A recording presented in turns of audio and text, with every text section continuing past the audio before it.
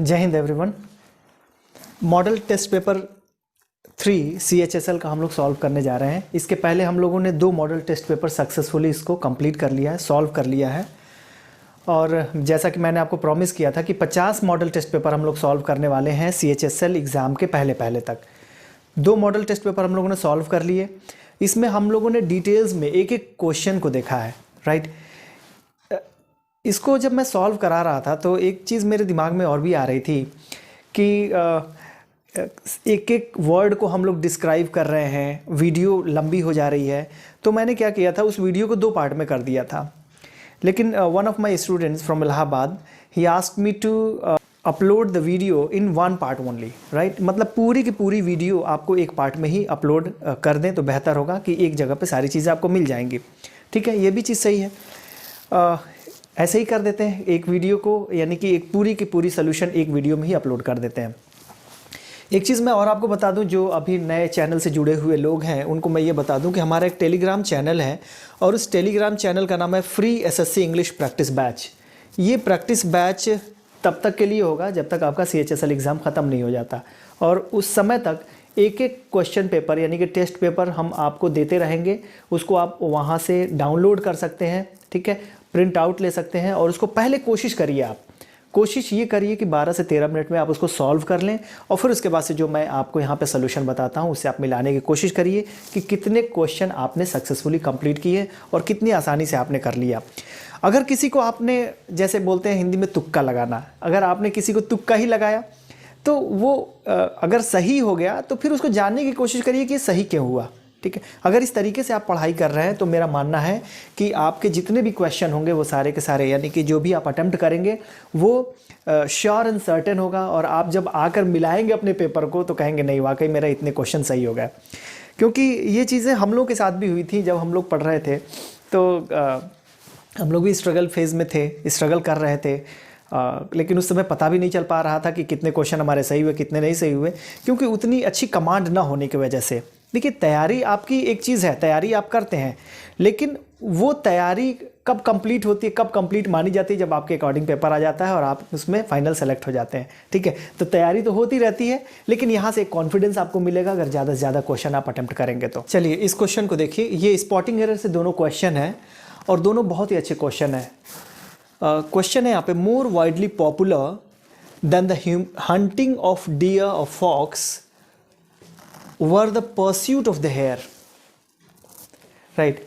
ये subject verb agreement से question है और आपको पता होगा कि subject must agree with its verb in number and person, यानी कि सब्जेक्ट और वर्ब का एग्री होना नंबर और पर्सन के हिसाब से ज़रूरी है, राइट। नंबर और पर्सन के हिसाब से मतलब ये है कि अगर हमारा सब्जेक्ट सिंगुलर है तो वर्ब को भी सिंगुलर होना पड़ेगा, और अगर प्लूरल है तो वर्ब तो ऑलरेडी प्लूरल में है ही है। तो इसलिए ध्यान रखिएगा कि सब्जेक्ट को वर्ब के अकॉर्डिंग चेंज नहीं करते, बल्कि वर्ब को सब्जेक्ट के अकॉर्डिंग चेंज करना पड़ता है। ठीक है ना, यानी कि वर्ब बहुत ही सेक्रीफाइस करता है अपने आप को। वो कहता है कि सब्जेक्ट से कि तुम जैसे रहोगे वैसे मैं अपने आप को बदल दूंगा। देखिए कितना सेक्रीफाइस इसका, सेक्रीफाइस करने वाला नेचर है इसका। तो यहाँ पे जो गलती है वो गलती है सब्जेक्ट और वर्ब के एग्रीमेंट में। लेकिन यहाँ पे सब्जेक्ट को फाइंड आउट करना यहाँ पे थोड़ी टेढ़ी खीर होगी उन लोगों के लिए जो अभी नए नए हैं, मतलब अभी तैयारी उन्होंने शुरू करी है। तो यहाँ पे देखेंगे मोर वाइडली पॉपुलर, ये आपका सब्जेक्ट तो हो नहीं सकता। देखिए यहाँ पे कंपैरिजन हो रहा है इस सेंटेंस में। ये दैन से आप पता लगा सकते हैं, दैन है, एज है, ठीक है ना, सो के साथ एज है, एज के साथ एज है। ये सब सारे वर्ड हमारे, ये एक थोड़ा सा एक कह सकते हैं कि एक हिंट दे देते हैं कि सेंटेंस में कहीं ना कहीं कंपैरिजन किया जा रहा है। कंपैरिजन हो रहा है the pursuit of the hare. Hare का मतलब खरगोश है। ये परस्यूट का मतलब लुक फॉर समथिंग, यानी किसी चीज़ को पाने की कोशिश। हेयर को पाने की जो कोशिश है, द परस्यूट ऑफ हेयर। अब यहाँ पे देखिए वर लिखा हुआ है, सिंगुलर है, यहाँ पे वॉज हो जाएगा। The pursuit of hare was more widely popular than the hunting of deer और फॉक्स। अब ये सेंटेंस आपका सही हुआ, यानी कि ये ज़्यादा पॉपुलर है कंपैरेटिवली किसके, हंटिंग, डियर के हंटिंग और फॉक्स के हंटिंग से। ठीक है, आई होप क्वेश्चन आपके समझ में आया होगा और क्वेश्चन का जो सोल्यूशन है वो भी आपको समझ में आया होगा कि ये क्वेश्चन थोड़ा सा ट्रिकी टाइप में है, अलग अलग तरीका है इसके क्वेश्चन को पूछने का। ठीक है, एक बार ये क्वेश्चन बैंक पीओ में भी पूछ चुका है, तो ध्यान रखिएगा ऐसे क्वेश्चन को भी आप पढ़ के जाएं, यानी बैंक पीओ वगैरह के जो पेपर होते हैं उसको भी सॉल्व करके जाएं, क्योंकि लेवल थोड़ा सा बढ़ा देते हैं CHSL में। क्योंकि मैंने आपको बताया था कि CGL में जो लड़के अपीयर होते हैं वो लोग भी इसमें बैठते हैं, मेरिट हाई चली जाती है इसकी वजह से। तो आपको आपकी कॉम्पिटिशन जो है वो CGL जो दे रहे होते हैं बच्चे उनसे है, तो ऐसे क्वेश्चन को जरूर आप पढ़ के जाएं इस तरीके के। देखिए सेकंड क्वेश्चन देखते हैं, लिखा हुआ ही ultimately decided to willingly and cheerfully accept the responsibility entrusted to him. Interest का मतलब जो चीज़ सौंपना होता है, ठीक है ना, किसी काम को जो आपने सौंपा है। He ultimately decided, what decided, what का ये ऑप्शन तो हो नहीं सकता, टू विलिंगली एंड चीयरफुली, ये तो एडवर्ब ऑफ मैनर है। और एडवर्ब ऑफ मैनर जो यूज़ होता है वर्ब को मॉडिफाई करने के लिए आता है, और जब ये वर्ब को मॉडिफाई करने के लिए आता है तो वर्ब के बाद रखा जाता है।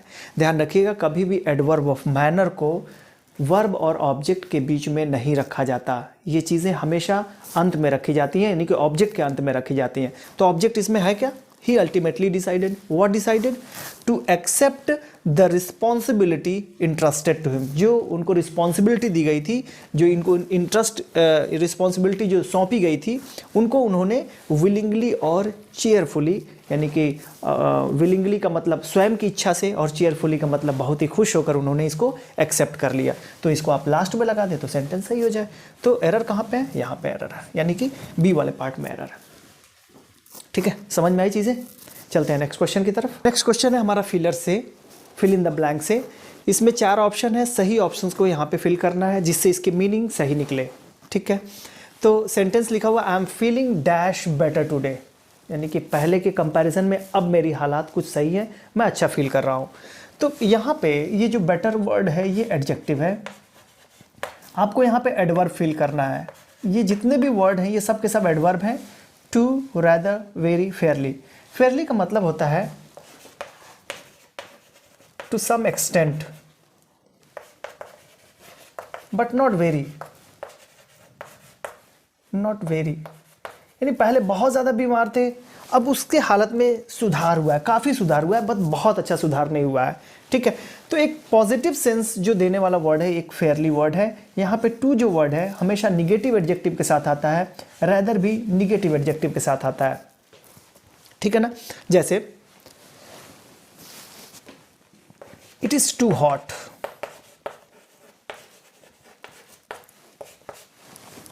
ठीक है ना, टू कोल्ड, इस तरीके से यूज कर सकते हैं। Weather is rather bad.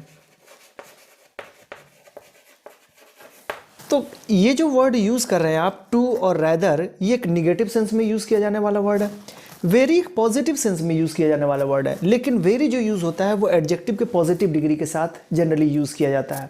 ठीक है ना, तो यहां पे आप वेरी यूज नहीं कर सकते, यूज करेंगे आप फेयरली। ठीक है, चलते हैं नेक्स्ट क्वेश्चन पे। लिखा हुआ है the sun dash at 6 this morning. ये तो बहुत आसान सा क्वेश्चन है और आसानी से आपने कर भी लिया होगा। यहाँ पे यूज करेंगे रोज। रोज जो वर्ड है ये राइज का सेकेंड फॉर्म है, राइज। और राइज जो है एक इनट्रांजिटिव वर्ब है। ये चीज़ बस यही इंफॉर्मेशन सब आपको रखनी है। The sun rose at 6 this morning, यानी कि आज जो सूरज उदय हुआ वो 6 बजे सुबह उदय हुआ। ठीक है ना, तो यहाँ पे राइज आपने यूज कर दिया। एरोज आपने क्यों नहीं यूज किया? Something arrows in your mind. Arrows का मतलब किसी चीज के अपीयर होने से होता है। ठीक है ना, अच्छा अराउज्ड आपने क्यों नहीं यूज किया? अराउज्ड का मतलब to make somebody have a particular feeling और एटीट्यूड, यानी किसी दूसरे व्यक्ति में किसी प्रतिक्रिया को जगाना होता है। ठीक है, तो आप अरोज वर्ड यूज करते हैं। तो यहाँ पे ऐसा कोई सेंस नहीं है। रेज हम कब वर्ड यूज करते हैं? रेज का मतलब होता है to lift something up, to lift something up, यानी कि किसी चीज को ऊपर उठाना होता है। रेज, जैसे रेज योर हैंड। ठीक है, how many of you want to attend the next lecture, raise your hand, तो रेज। ठीक है, रेज इस तरीके से यूज करते हैं। रेज योर वॉइस, ठीक है, अपनी आवाज को उठाओ, राइट। तो इस तरीके से हम यूज करते हैं। रेज जो है ये आपका एक ट्रांजिटिव वर्ब है। एक बार और बता दूं कि ये जो वर्ड है वो इंट्रांजिटिव वर्ब है, ये भी है, ये इंट्रांजिटिव वर्ब है जिसको सिर्फ वी से डिनोट करते हैं, ठीक है ना। अराउज्ड जो आपने यूज़ किया, अराउज्ड एक ट्रांजिटिव वर्ब के रूप में यूज़ करते हैं, अराउज्ड समथिंग एक ट्रांजिटिव वर्ब, और ये भी एक ट्रांजिटिव वर्ब के रूप में यूज़ कर रहे हैं। तो यहाँ पे हमें इन्हीं दोनों में से सेलेक्ट करना था, क्योंकि ये भी इंट्रांजिटिव है, ये भी एक इंट्रांजिटिव है, लेकिन सही ऑप्शन कौन सा होगा? रोज। चलिए अगला जो हमारा क्वेश्चन है वो सिनोनिम्स बताना है, सगैसिटी का सिनोनिम्स बताना है। सगैसिटी, सगैशियस, इससे बना हुआ वर्ड है सगैशियस, सगैशियस, ठीक है, सगैशियस ये एडजेक्टिव है सगैशियस। और ये सगैसिटी जो है ये अनकाउंटेबल नाउन है, सगैसिटी बुद्धिमत्ता हिंदी होती है सगैस। तो यहाँ पे जो है ऑप्शंस में देख रहे होंगे, यहाँ पे मोरालिटी है, विजडम है, सैनिटी है और अपराइटनेस है। तो विजडम पे आप क्लिक कर देंगे, यहाँ पे निशान लगा देंगे, विजडम, ठीक है। विजडम क्या होता है? और नॉलेज फ्रॉम एक्सपीरियंस, ठीक है, एक ऐसा नॉलेज जो आपने एक्सपीरियंस से प्राप्त किया हो, ठीक है, तो उसके लिए विजडम हम यूज़ करते हैं।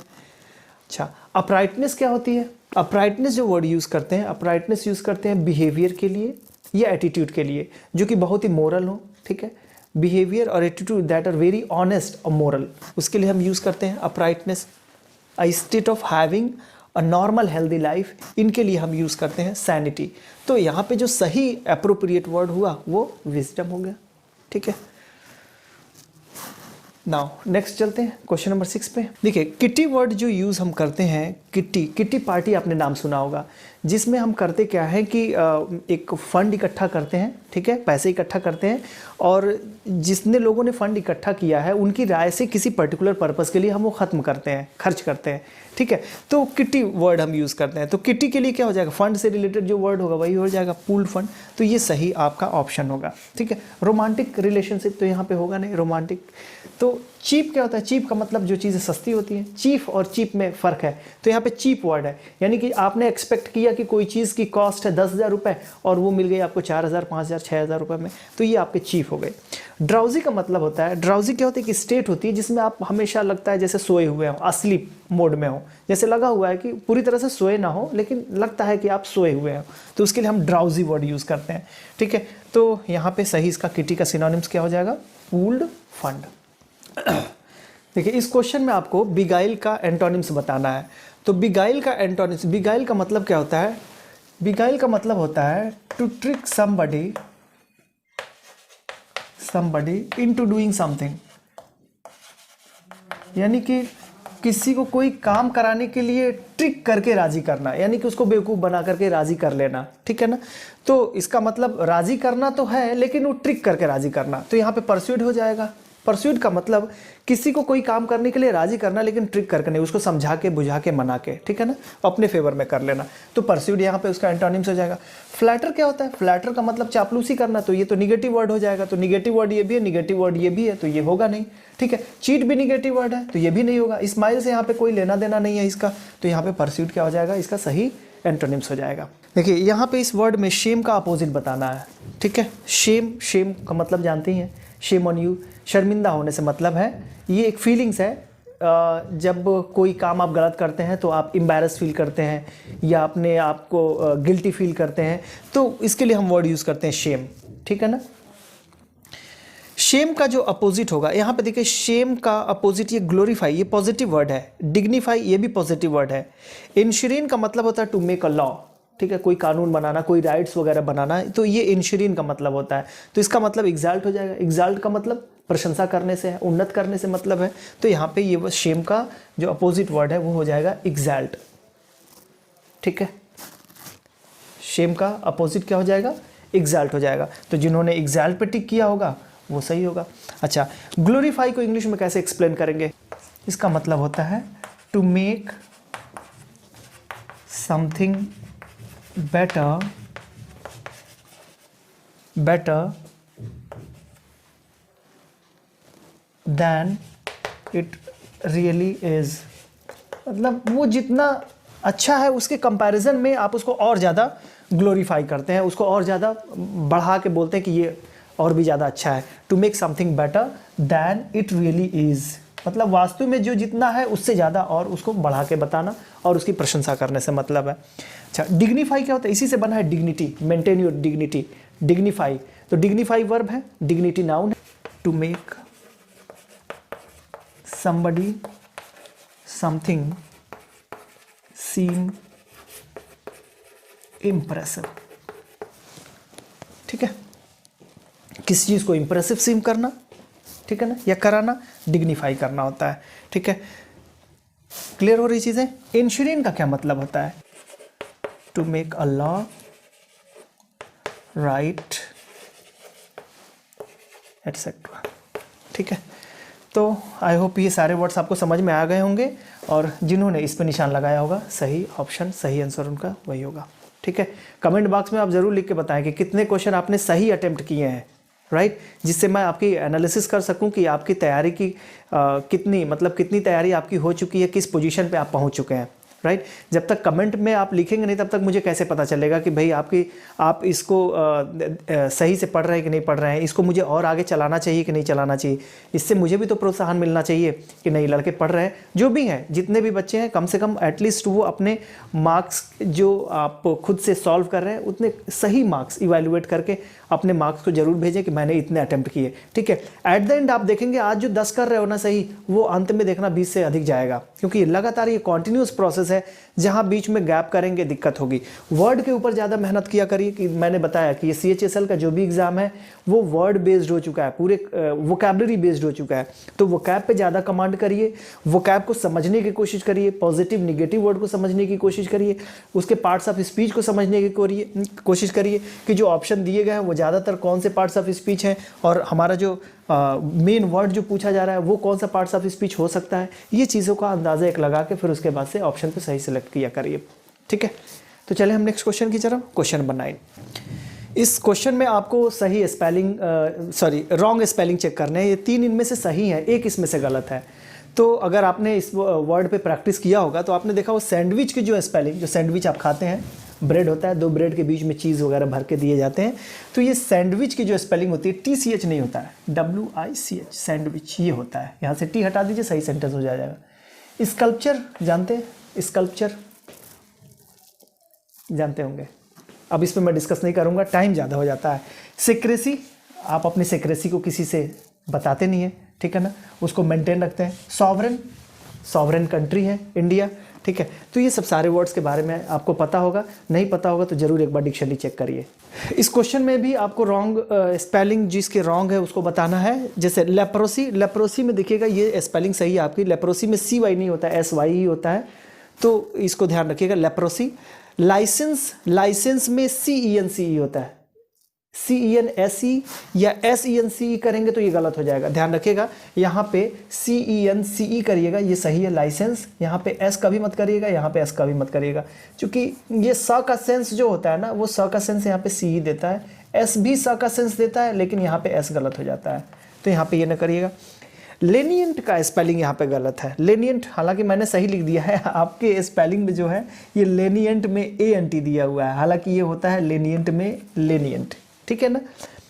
लिमरिक ये सही है, LIMERICK, लिमरिक। ये सारे वर्ड्स को सर्च करिएगा, ठीक है।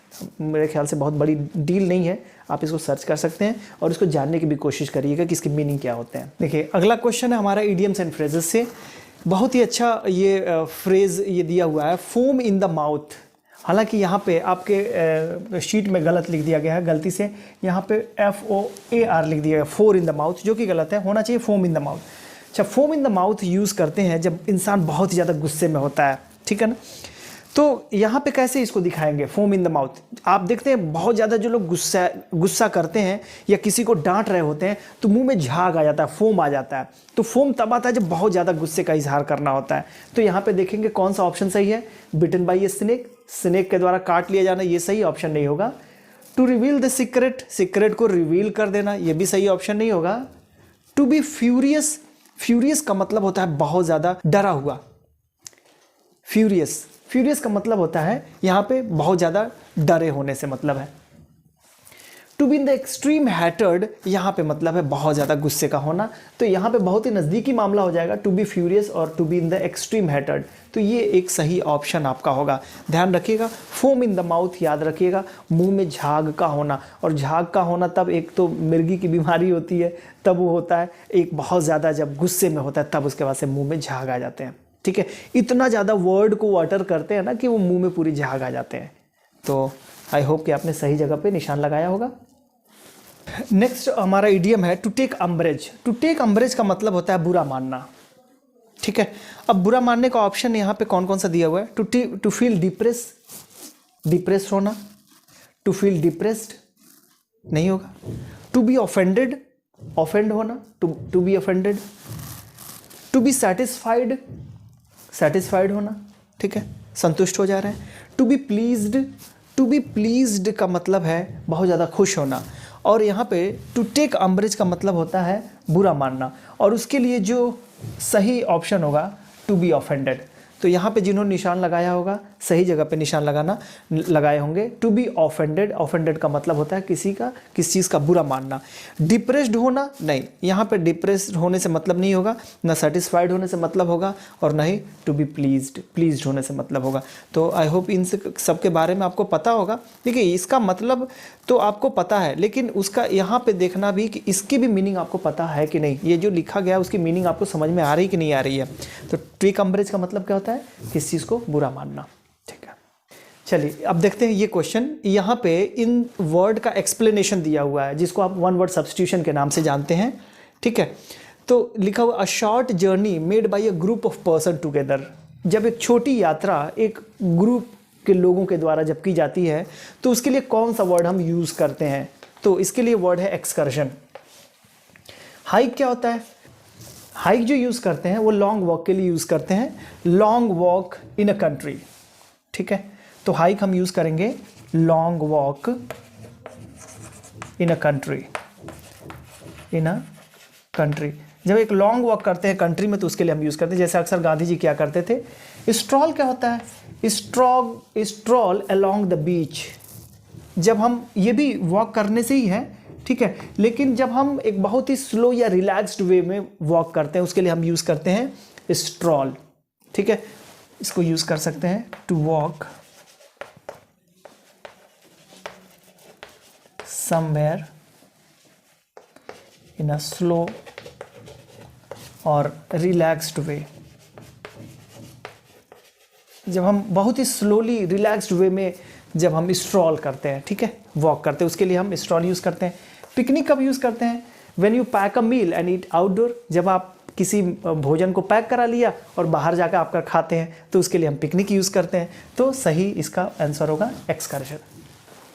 अगला ये जो वन वर्ड सब्स्टिट्यूशन है पूछा हुआ है people in a rowdy scene. Rowdy scene का मतलब क्या होता है कि जब बहुत ज़्यादा नॉइज़ करते हैं उसके लिए हम राउडी राठौर आपने देखा होगा कितना तेज़, जब जोश में आ जाता है कितना तेज़ आवाज़ करता है वो। ठीक है, तो जो लोग बहुत ज़्यादा शोर शराबा करते हैं, बहुत ज़्यादा, यानी कि जब ज़रूरत पड़े तो मार भी करते हैं लेकिन उसमें नॉइज़ ज़्यादा होती है, तो उसके लिए हम यूज़ करते हैं यहाँ पे राउडी। ठीक है, राउडी राठौर से याद रखिएगा, rowdy scene. People in a rowdy scene, उनके लिए हम यूज़ करते हैं रेबल। मॉब और ये जो क्राउड जो होता है ना, ये भी लोगों की ही क्राउड और लोगों की मॉब होती है। जैसे अभी ये किसानों का प्रदर्शन हो रहा है, तो किसानों के प्रदर्शन में लोगों की भीड़ तो है लेकिन वो कैसी है? क्राउड है। वही भीड़ जब हिंसक हो जाती है तो उसी के लिए हम यूज़ करते हैं मॉब। ध्यान रखिएगा, मॉब जो होगी ये लोगों का ही ग्रुप होता है, लेकिन जब हिंसक भीड़ होती है, ठीक है, जब ये वॉयलेंस पे उतारू हो जाते हैं तो उनके लिए हम यूज़ करते हैं मॉब, क्राउड। रेबल आपने समझ लिया, रेबल लोगों के लिए यूज़ करते हैं जो क्या करते हैं? नॉइज़ क्रिएट करते हैं, ज़्यादा शोर शराबा करते हैं, उनके लिए हम रेबल वर्ड यूज़ करते हैं। कॉन्ग्रीगेशन, ये भी लोगों की एक सभा है। इसमें होती क्या है? ये एक चर्च में इकट्ठा होकर जब प्रेयर के लिए, कॉन्ग्रीगेशन के लिए इकट्ठे होते हैं, उनके लिए हम यूज़ करते हैं यहाँ पे कॉन्ग्रीगेशन। तो ये सब लोगों का ही ग्रुप है, लेकिन कब कौन सा वर्ड आप यूज़ करेंगे ये चीज़ ध्यान में रखिएगा। रेबल को आप इंग्लिश में एक्सप्लेन कर सकते हैं making a lot of noise, making a lot of noise और ट्रबल।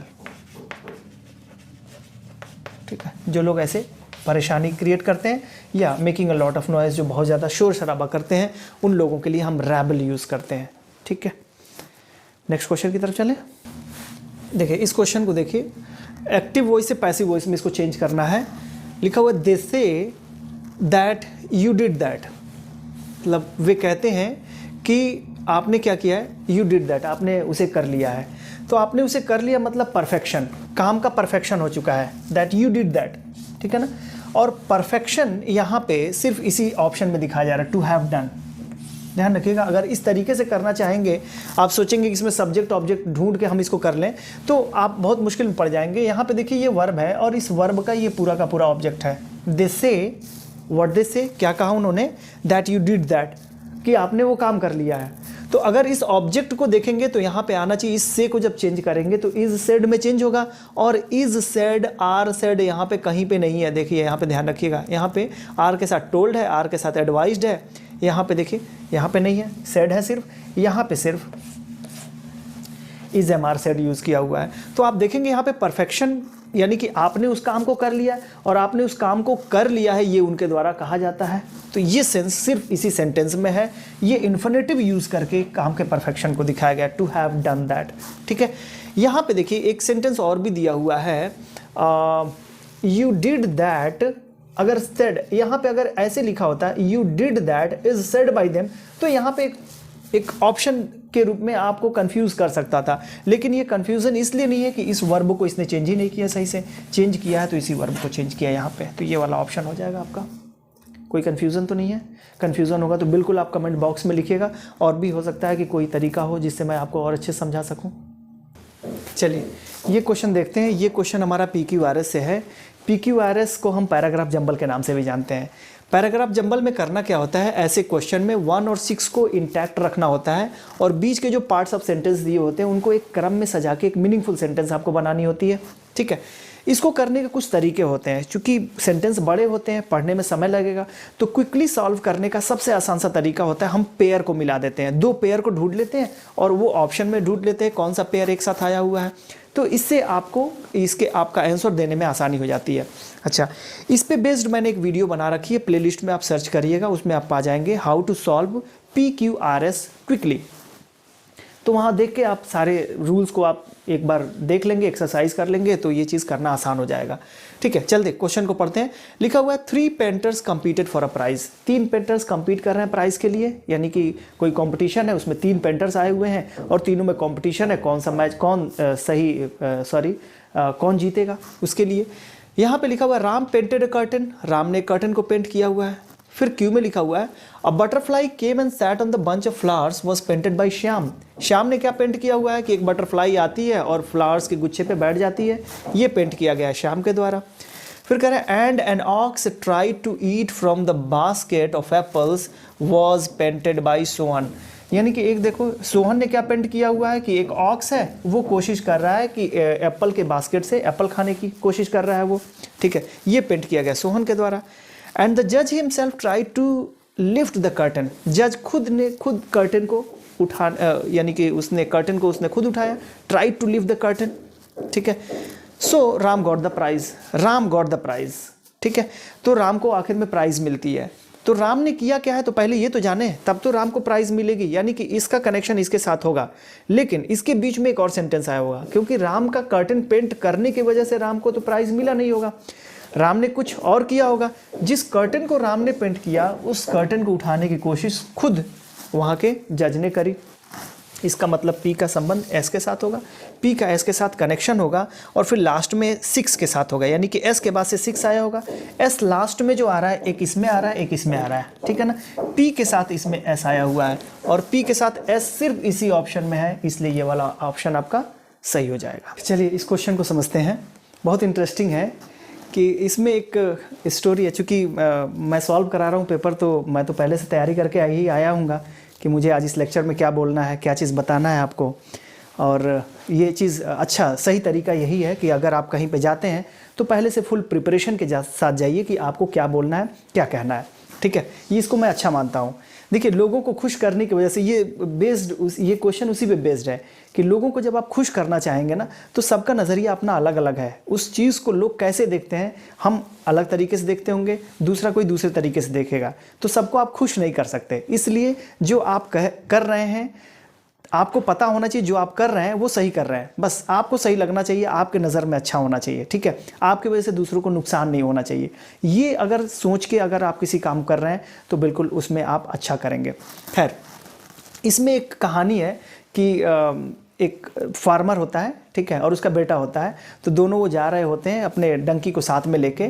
तो जब वो डंकी को साथ में लेके जा रहे होते हैं तो उस पर कुछ सामान मन रखा होगा, या ऐसे ही डंकी को लेके जा रहे हैं, अपने नीचे टहलते हुए जा रहे हैं। तो लोग सोचेंगे भाई ये दिखाने का मकसद था उनका, फार्मर्स को ये दिखाने का लोग हमें अच्छा समझें, ठीक है। खैर, या नहीं भी हो सकता है, लोग का नज़रिया हो सकता है कि भाई देखो ये तो डंकी को ऐसे ही छोड़ दिया हुआ है, यानी कि उस पर ऊपर बैठ के जाना चाहिए, तो खुद टहल रहा है, डंकी को ऐसे छोड़ दिया हुआ है। तो जब लोग कुछ उस पर टॉन्टिंग करते हैं तो क्या करते हैं, वो उस पर बैठ जाते हैं और फिर वो जाने लगते हैं। तो फिर होता क्या है, फिर दूसरे लोग देखते हैं तो कहते हैं अरे बेचारा डंकी, देखो दोनों बैठ गए, दोनों का वजन कैसे वो सह रहा होगा। तो फिर कुछ दूर जाते हैं, फिर उससे उतर जाते हैं। अब क्या करते हैं, डंकी को ही दोनों पैर बांध के अपने एक इधर बाप पकड़ लेता है, उधर एक बेटा पकड़ लेता है, और फिर उसको लेते हुए जाते हैं। तो यहाँ पे देख रहे हैं लोग उसके ऊपर हंस रहे होते हैं इस तरीके की एक्टिविटीज़ से। तो मैंने यही आपको बताया कि सबके देखने का नज़रिया अलग अलग होता है, तो आप उस नज़रिए को बदल नहीं सकते, ठीक है। आप अपने काम करने के तरीके को बदल दीजिए, या जो आप कर रहे हैं अगर आप सेटिस्फाइड है तो बिल्कुल उस काम को वैसे करते रहिए। चलिए इस क्वेश्चन को सॉल्व करते हैं। तो यहाँ पे सेम वैसे ही करना है, 1 और 6 को आपको इंटैक्ट रखना है, ठीक है। और यहाँ पे इनको आप चेंज कर सकते हैं सेंटेंस के मीनिंग के अकॉर्डिंग। अगर मीनिंग आपका सही दे रहा है तब तो ठीक है, नहीं दे रहा है तो आप इसके सीक्वेंस को बदल सकते हैं।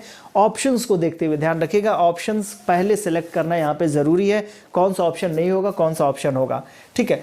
तो यहाँ पे देखिए लिखा हुआ है the farmers wanted to please the man, farmers लोगों को खुश करना चाहते थे।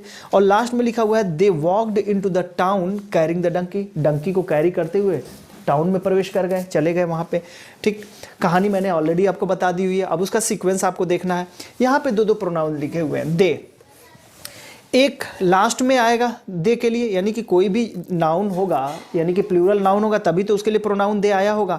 अब चाहे आया हुआ हो ही एंड हिज सन के लिए, या आया हुआ हो द फार्मर एंड हिज सन के लिए। अब देखिए क्या होता है, यहाँ पे लिखा हुआ the farmers and his son put the ends of the pole, दोनों पोल के एंड को पकड़ लिया, ऑन देयर शोल्डर, अपने शोल्डर पे, और उसको लेते हुए they walked into the town carrying the donkey, यानी कि ये ऑप्शन यहाँ पे सही होता है, ठीक है।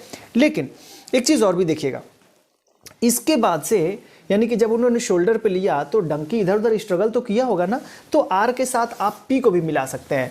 The poor donkey struggle and kicked, struggle करा, भाई कोई भी जानवर को आप दोनों पैर बांध के अगर उठा रहे हैं तो वो स्ट्रगल करेगा, वो छटपटाएगा, वो मारने की कोशिश करेगा, किक करेगा।